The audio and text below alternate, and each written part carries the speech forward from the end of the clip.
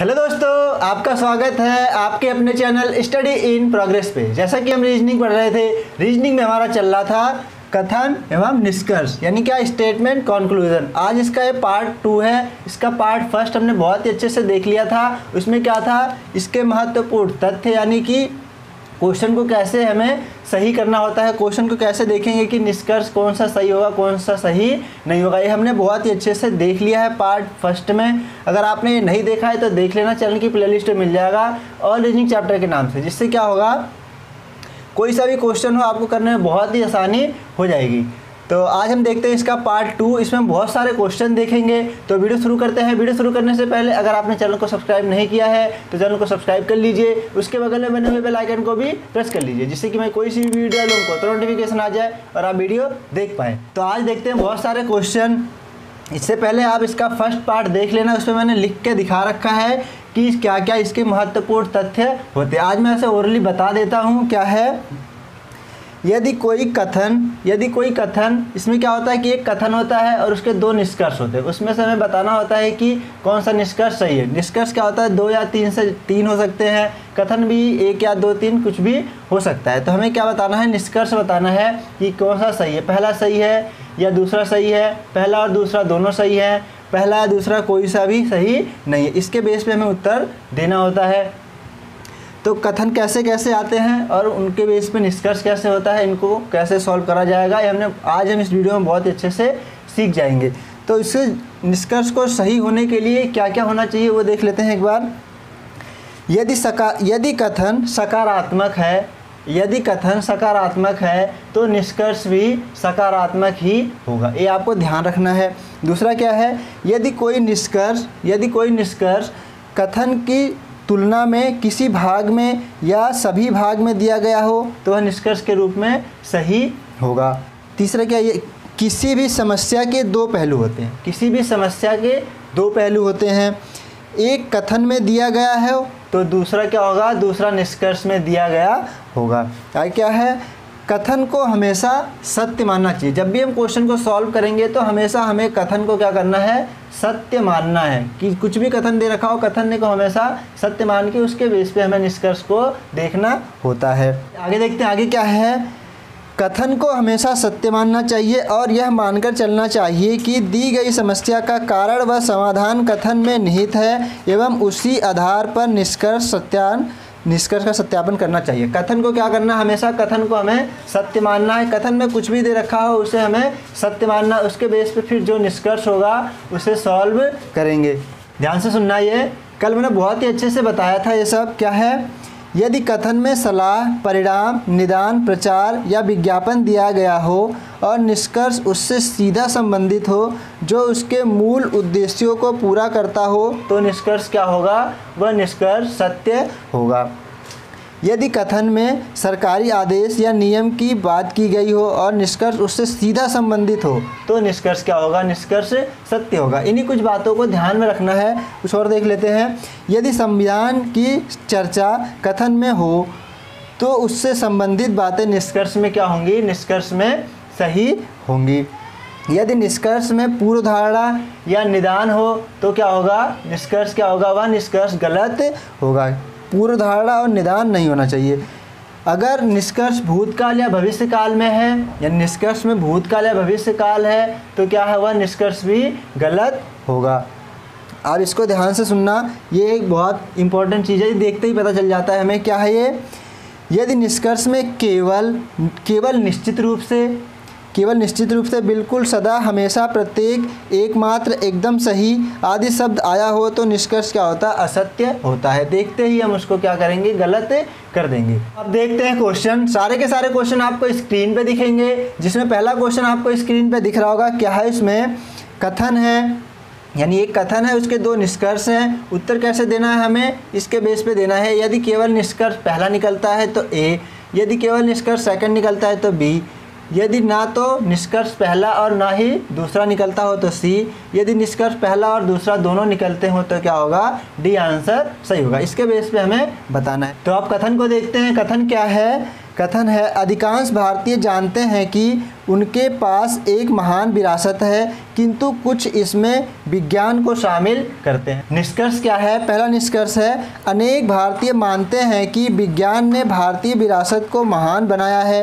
दूसरा निष्कर्ष क्या है? दूसरा है अनेक भारतीय नहीं जानते हैं कि भारत के पास महान वैज्ञानिक विरासत है। इनमें से हमें बताना है कि कौन सा निष्कर्ष उस कथन को फॉलो कर रहा है, उस कथन से हम कौन सा निष्कर्ष निकाल सकते हैं, यह हमें बताना है। तो पहला निष्कर्ष देखें, अनेक भारतीय मानते हैं कि विज्ञान ने भारतीय विरासत को महान बनाया है। अब कथन को देखें अगर, तो अधिकांश भारतीय जानते हैं कि उनके पास एक महान विरासत है, किंतु कुछ इससे विज्ञान को शामिल करते हैं। विज्ञान की सहायता से ही क्या है? विज्ञान की सहायता से ही दुनिया के लोगों ने भारत की महान विरासत को जाना है। तो क्या हो गया? पहला हो गया हमारा सही, पहला इस कथन से मिल रहा है, यानी पहला जो निष्कर्ष है इस कथन से मिल रहा है, इससे ये निष्कर्ष निकल सकता है। तो पहला हो गया हमारा सही। दूसरा क्या है? अनेक भारतीय नहीं जानते कि भारत के पास महान वैज्ञानिक विरासत है। जब कथन में बोल रखा है कि अधिकांश भारतीय जानते हैं, तो निष्कर्ष में क्या होगा? अनेक भारतीय नहीं जानते ही क्या हो जाएगा? गलत, क्योंकि जब कथन पॉजिटिव है, कथन सकारात्मक है, तो निष्कर्ष भी सकारात्मक ही होगा। तो क्या हो गया? दूसरा क्या हो गया? गलत। तो केवल हमारा पहला सही हो गया। तो क्या आंसर हो गया? ए हो गया सही। अब नेक्स्ट क्वेश्चन देखते हैं। ये क्वेश्चन भी आपको स्क्रीन पे दिख रहा होगा। क्या है इसमें? कथन है, इसका भी कथन है और उसके दो निष्कर्ष हैं। कथन क्या है? हमारे राष्ट्र की बढ़ती हुई जनसंख्या बहुत से मौलिक साधनों को छीड़ता की ओर ले जाएगी, यह कथन में बोला हुआ है। निष्कर्ष क्या है? हमारे राष्ट्र की जनसंख्या को नियंत्रित किया जा सकता है। दूसरा क्या है? राष्ट्र अपने नागरिक को एक शालीन जीवन निर्वाह नहीं प्रदान कर पाएगा। पहला निष्कर्ष अगर हम देखें, पहला क्या है? पहला है हमारे राष्ट्र की जनसंख्या को नियंत्रित किया जा सकता है। हमारे राष्ट्र की जनसंख्या को नियंत्रित किया जा सकता है, यह निष्कर्ष में बोला हुआ है। अगर हम कथन को देखें, हमारे राष्ट्र की बढ़ती हुई जनसंख्या बहुत से मौलिक साधनों को छीड़ता की ओर ले जाएगी। कहीं भी यह नहीं बोला गया है हमारे राष्ट्र की जनसंख्या को नियंत्रित किया जा सकता है या नहीं किया जा सकता है। नियंत्रित किया जा सकता है या नहीं किया जा सकता है, इसके बारे में हमें कथन में कहीं भी नहीं बोला है। तो क्या हो गया? पहला हो गया गलत। अगर दूसरा देखें, तो दूसरा क्या है? राष्ट्र अपने नागरिक को एक शालीन जीवन निर्वाह नहीं प्रदान कर पाएगा। ये क्या हो गया? यह कथन से मिल रहा है। कैसे? हमारे राष्ट्र की बढ़ती हुई जनसंख्या बहुत से मौलिक साधनों को छीड़ता की ओर ले जाएगी। बढ़ती हुई जनसंख्या के कारण क्या होगा? जब जनसंख्या बढ़ेगी तो क्या होगा? सरकार साधन मुहैया ज़्यादा नहीं करवा पाएगी। तो क्या है? बढ़ती हुई जनसंख्या के कारण अपने नागरिक को शालीन जीवन नहीं दे पाएगी। तो क्या हो गया? दूसरा हो गया सही। तो क्या हो गया? बी ऑप्शन हो गया हमारा सही। आपने इसको भी बहुत ही आसानी से सीख लिया। अब नेक्स्ट क्वेश्चन देखते हैं। क्वेश्चन भी आपको स्क्रीन पर दिख रहा होगा। क्या है इसमें? कथन क्या है? नेता मनुष्य होते हैं, सभी मनुष्य को विश्राम की आवश्यकता होती है। निष्कर्ष क्या है इसके? निष्कर्ष है पहला, सभी मनुष्य नेता नहीं होते हैं। दूसरा क्या है? नेता को विश्राम की आवश्यकता होती है। तो पहला निष्कर्ष देखते हैं। पहला निष्कर्ष क्या है? सभी मनुष्य नेता नहीं होते हैं। और कथन देखें अगर हम, कथन क्या है? नेता मनुष्य होते हैं। नेता मनुष्य होते हैं, इसका मतलब क्या है? सभी नेता जो हैं, सारे के सारे नेता क्या है? वह मनुष्य होते हैं, यह कथन है। और निष्कर्ष क्या है? सभी मनुष्य नेता नहीं होते हैं। जब वहाँ बोल रखा है कि नेता मनुष्य होते हैं, यानी मनुष्य नेता होते हैं, जब बोल रखा है तो यहाँ निष्कर्ष में क्या है? मना कर दिया है। जब वहाँ पॉजिटिव है तो यहाँ नेगेटिव नहीं हो सकता है, यानी वहाँ सकारात्मक है, यहाँ नकारात्मक नहीं हो सकता है। दूसरा देखें अगर, नेता को विश्राम की आवश्यकता होती है। नेता को विश्राम की आवश्यकता होती है। अगर हम पहला कथन देखें, नेता मनुष्य होते हैं, जब सारे नेता मनुष्य होते हैं। दूसरा देखें, सभी मनुष्य को विश्राम की आवश्यकता होती है, इसका मतलब जितने भी नेता हैं उनको भी विश्राम की आवश्यकता होती है। तो जो दूसरा निष्कर्ष है, नेता को विश्राम की आवश्यकता होती है, तो ये हो जाएगा सही। अगर पहले और दोनों कथन को देखें तो इससे क्या हो जाएगा? दूसरा निष्कर्ष हो जाएगा हमारा सही। तो केवल दूसरा सही है, तो बी ऑप्शन हो गया हमारा सही। नेक्स्ट क्वेश्चन देखते हैं। क्वेश्चन भी आपको स्क्रीन पर दिख रहा होगा। क्या है इसमें? कथन क्या है? कैक्टस पौधे कैक्टस पौधे गूदेदार होते हैं लेकिन उन्हें कम पानी की आवश्यकता होती है। क्या है? कैक्टस पौधे गूदेदार होते हैं लेकिन उन्हें कम पानी की आवश्यकता होती है। निष्कर्ष क्या है? सभी गूदेदार पौधे कैक्टस होते हैं। सभी गूदेदार पौधे कैक्टस होते हैं। दूसरा क्या है? कैक्टस पौधों को कम पानी की आवश्यकता होती है। कैक्टस पौधों को कम पानी की आवश्यकता होती है, दूसरा निष्कर्ष है। तो पहला निष्कर्ष अगर हम देखें, पहला क्या है? सभी गूदेदार पौधे कैक्टस होते हैं। मैंने क्या बताया था? सभी, केवल, ये सब अगर दिख जाए तो ये क्या होता है? निष्कर्ष गलत हो जाता है। तो सभी दिखते ही हमारा क्या हो जाएगा? निष्कर्ष गलत हो जाएगा। क्यों? क्योंकि कथन में क्या है? कैक्टस पौधे गूदेदार होते हैं लेकिन उन्हें कम पानी की आवश्यकता होती है, कथन में बोला गया है। तो सभी गूदेदार पौधे कैक्टस होते हैं। सभी गूदेदार क्या था? सभी गूदेदार पौधे कैक्टस होते हैं। ये क्या हो जाएगा? गलत। गूदेदार होने के साथ साथ वह कटीले भी होते हैं। तो सभी दिख गया तो हमारा हो गया यह गलत। दूसरा क्या है? दूसरा देखते हैं, कैक्टस पौधों को कम पानी की आवश्यकता होती है। ये क्या है? एकदम सही है। यह हमें कथन में बोला हुआ है कि क्या है? कैक्टस पौधे गूदेदार होते हैं लेकिन उन्हें कम पानी की आवश्यकता होती है। उन्हें क्या होती है? कम पानी की आवश्यकता होती है। यही निष्कर्ष में है, कैक्टस पौधों को कम पानी की आवश्यकता होती है। तो दूसरा हो गया हमारा सही। तो बी हो गया सही। तो बी हो गया हमारा सही। अब नेक्स्ट क्वेश्चन देखते हैं। ये क्वेश्चन भी आपको स्क्रीन पर दिख रहा होगा। क्या है इसमें? कथन क्या है? सभी लड़के ईमानदार हैं, सुरेंद्र ईमानदार है। क्या है? कथन क्या है? सभी लड़के ईमानदार हैं, सुरेंद्र ईमानदार है। निष्कर्ष क्या है? सुरेंद्र एक लड़का है। दूसरा क्या है? सभी ईमानदार लोग लड़के हैं।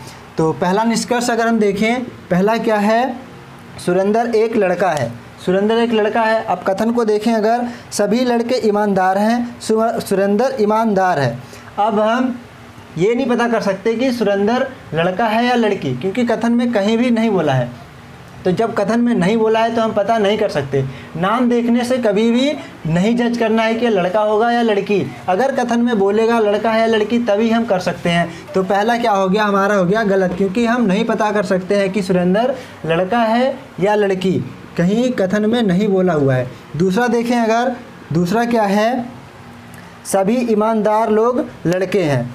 सभी ईमानदार लोग लड़के हैं, यह कथन में कहीं भी नहीं बोला हुआ है। यह बोला हुआ है बस कि लड़के ईमानदार हैं। यह स्पष्ट है, लड़के ईमानदार हैं, यह स्पष्ट है। लेकिन सभी लड़के ईमानदार हैं या नहीं, यह स्पष्ट नहीं है। वैसे भी अगर निष्कर्ष में सभी दिख जाए तो क्या हो जाता है? गलत। तो दोनों गलत हो गए। तो याद ना तो निष्कर्ष पहला ना ही दूसरा, तो सी हो गया हमारा सही। अब नेक्स्ट क्वेश्चन देखते हैं। क्वेश्चन भी आपको स्क्रीन पे दिख रहा होगा। क्या है इसमें जो ऑप्शन है वो ऑप्शन आपको उसी में ही दिख रहा है। उनमें से ही हमें बताना है कि कौन सा सही होगा। तो कथन क्या है? यदि कोई वैज्ञानिक दार्शनिक नहीं है तो निम्न तर्क वाक्यों में से कौन सा सही होगा? यूपीपीएससी में आया हुआ है। इसके 4 ऑप्शन हैं। कोई अदार्शनिक वैज्ञानिक नहीं है, सभी वैज्ञानिक अदार्शनिक हैं, कुछ दार्शनिक वैज्ञानिक हैं, कुछ वैज्ञानिक दार्शनिक हैं। ठीक है। तो कोई वैज्ञानिक दार्शनिक नहीं है। जब कोई वैज्ञानिक दार्शनिक नहीं है तो कुछ वैज्ञानिक दार्शनिक नहीं हो सकते। कुछ वाला जहाँ जहाँ होगा वो भी गलत हो जाएगा। तो क्या हो गया? सी और डी में दिख रहा, सी और डी तो कुछ वाले हैं, ये दोनों गलत हो गए। और जब ए को देखें हम, कोई दार्शनिक वैज्ञानिक नहीं है। जब कोई वैज्ञानिक दार्शनिक नहीं है तो कोई अदार्शनिक वैज्ञानिक नहीं है, ये भी क्या हो जाएगा? गलत। और अगर हम बी को देखें तो बी क्या है? सभी वैज्ञानिक अदार्शनिक है। यहाँ जो सभी आया है यह कथन से पूरा मिल रहा है, इसलिए ये क्या हो जाएगा? बी हो जाएगा हमारा सही। जब कोई वैज्ञानिक दार्शनिक नहीं है तो सभी वैज्ञानिक अदार्शनिक होंगे, ये क्या हो जाएगा? सही। तो बी हो गया हमारा सही। आपने इसको भी बहुत ही अच्छे से देख लिया कैसे ये सही होता है जब सभी आता है। कथन से सेम यानी कथन से पूरा यह मिल रहा है, तो बी हो गया हमारा सही। अब नेक्स्ट क्वेश्चन देखते हैं। ये क्वेश्चन भी आपको स्क्रीन पे दिख रहा होगा। क्या है इसमें? कथन क्या है? योग्यता गरीब व्यक्ति की पूंजी है। उपरोक्त कथन के आधार पर निम्नलिखित में से कौन सा निष्कर्ष सही होगा? इसमें 5 ऑप्शन है, इनमें से हमें बताना है कि कौन सा सही होगा।